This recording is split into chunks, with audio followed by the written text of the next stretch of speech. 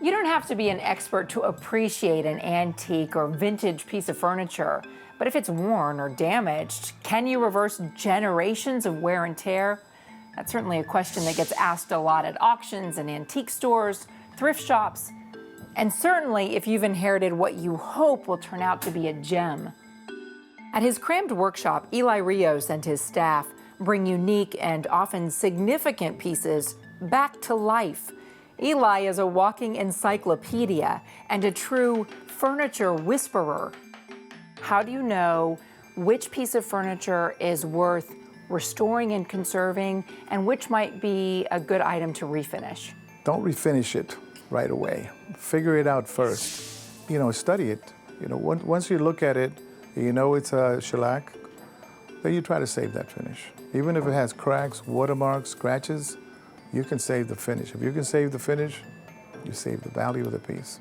This piece over here is about 1720s. It has all the bells and whistles of Chippendale, but on top of that, it has wear and tear. All that's part of the piece. Someone who's very detail-oriented might see these scratches and say, no, this is a beautiful antique, I want it to look pristine. What would be your advice?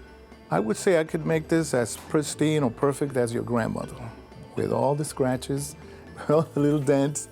It's gonna look gorgeous, but we should not remove the finish, we should not sand it.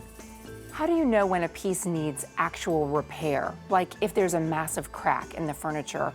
If it's mahogany, we use a shim. Then you adjust the color of that mahogany to match the existing color and patina. We have several pieces in progress from different periods, and I'd like to show you those. All right, let's go. All right, I'm going to continue with this table. What am I using here? This is denatured alcohol, which will dissolve some of the dirt, some of the old wax and oils that are on there. This table is found in a barn. It had never been cleaned, so it has wax, dirt. Scrub it now with the steel wool. It's not damaging the piece, it's just cleaning the surface. Since this table still needs another big, deep cleaning, and I want to show the next step, do you have something else I could show? Sure, we have another table. Let me get it for you. All right, so here's a little occasional table that we just cleaned. What's the next step here? Well, we cleaned it, but we didn't take off the finish. So what we have now is a clean surface, no food, nothing stuck onto the finish. So now we have to do is polish it with shellac. Okay. That will bring light into it. And here's a pad that's made out of cheesecloth. Okay. That has alcohol on it. Okay. Now we'll put some shellac on it. Look, you see the color? There it is. Wow.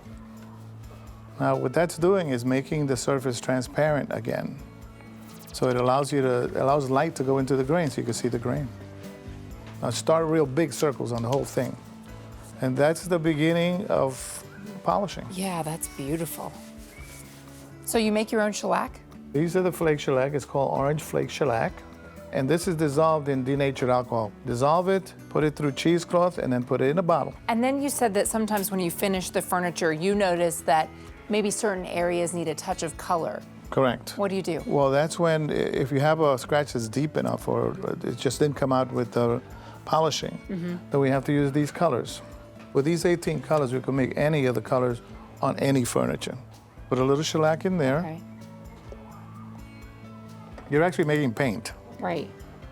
So now it's brown. But what other color do you see in the wood? I see red. It's actually an orange. Okay. So dip into this orange, this light orange. Wow, that looks so bright. Put it a little bit on that and see if it disappears. Oh man, that hint of amber was perfect. That's beautiful. Voila. If there was other touch-ups, you would do all of them and then repolish the surface to seal it in. See how it's beginning to blend? Now we're looking good.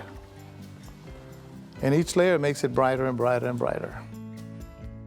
Eli works with a variety of specialists for other parts and pieces like leather, upholstery, even metalworks and glassworks.